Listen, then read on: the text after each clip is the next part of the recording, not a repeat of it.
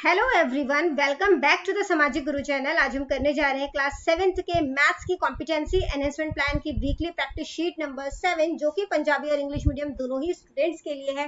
Video start करते हैं, but उससे पहले अगर चैनल पे नए आए हैं तो चैनल को फटाफट से सब्सक्राइब कर लो, क्योंकि यहाँ पर इस तरीके का हेल्पफुल कंटेंट अपलोड होता रहता है।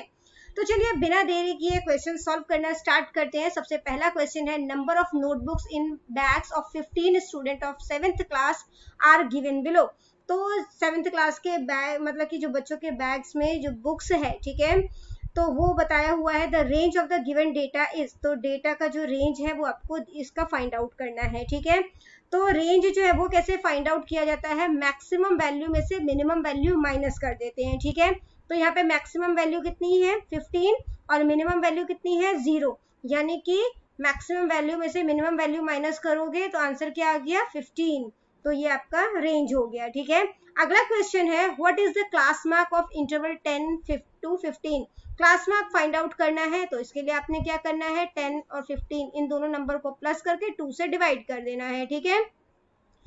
तो 10 + 15 जो है वो 25 हो जाता है। 25 को 2 से डिवाइड किया तो ये हो जाता है 12.5, यानी कि थर्ड ऑप्शन जो है वो करेक्ट है।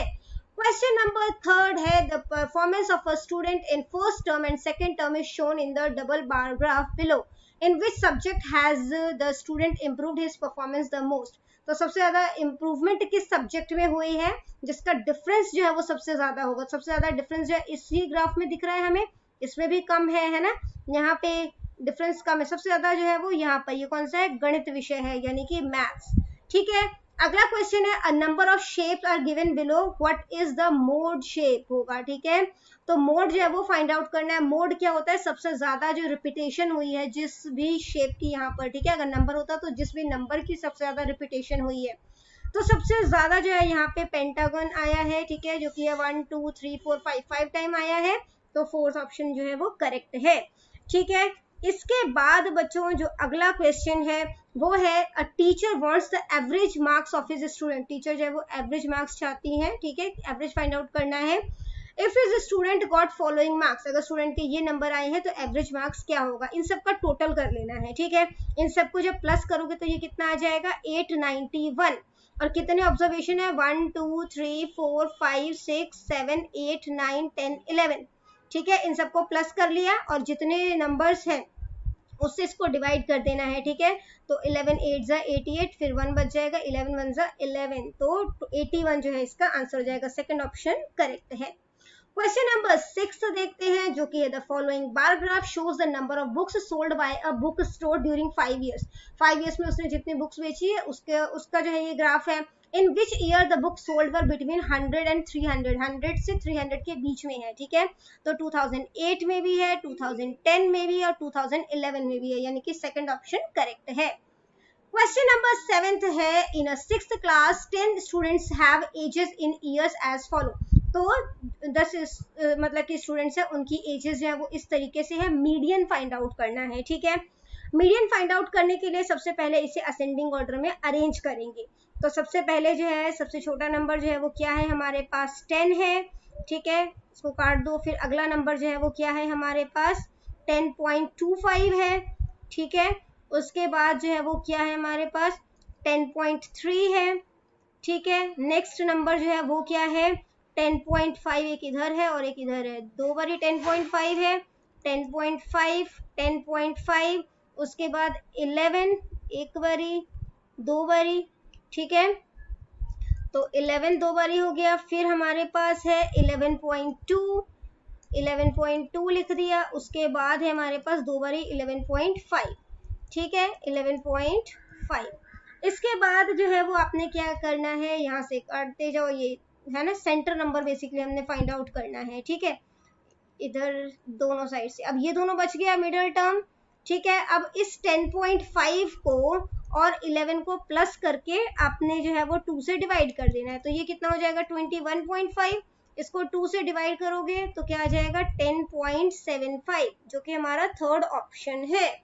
इसके बाद क्वेश्चन नंबर 8 है, a list was prepared by recording the request of different song from with different listeners in the radio's request song program. Which measure of central tendency would be used to determine the most favorite song. तो most favorite song कैसे पता चलेगा, जो कितनी बार जो है वो लोगों ने पसंद किया है, तो बेसिकली मोड होता है वो, ठीक है, तो मोड के थ्रू जो है वो हमें पता चल जाएगा। अगला क्वेश्चन है, calculate the price of z kg of onion if the cost of 1 kg onion is ₹40। अगर 40 रुपीज का 1 kg है तो z kg अनियन यानी कि z से मल्टीप्लाई कर दोगे तो ये कितना आ जाएगा 40z, ठीक है। नेक्स्ट क्वेश्चन देखते हैं जो कि है value of which of the following expression is smallest for positive value of x, ठीक है, पॉजिटिव वैल्यू ऑफ x पूछा है हमसे यहाँ पर, ठीक है, तो x की पॉजिटिव वैल्यू अगर सिर्फ स्मॉलेस्ट बोला जाता तो -12x हो जाता, बट यहाँ पर जो है वो क्या आएगा, x आएगा, क्योंकि पॉजिटिव वैल्यू बोला है। इसके बाद अगला क्वेश्चन है, for which value of x both sides of the equation x + 7 = 12 will be equal.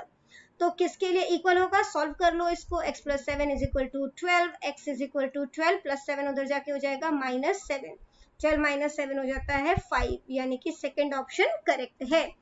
इसके बाद आ जाता है क्वेश्चन नंबर 12 जो कि है which statement is true for the given equation. कौन सा स्टेटमेंट जो है वो ट्रू होगा इसके लिए, subtracting 5 from a number p, तो सब्ट्रैक्ट 5 थोड़ी माइनस हो रहा है तो ये तो गलत हो गया। Subtracting 2 from 1/5 of a number p, है ना, तो 1/5 ऑफ अ नंबर p के लिए बोला है, तो ये मल्टीप्लाई हो जाएगा, उसमें से 2 सब्ट्रैक्ट किया गिव्स 6, ये बिल्कुल सही है, सेकंड स्टेटमेंट जो है वो करेक्ट है, ठीक है।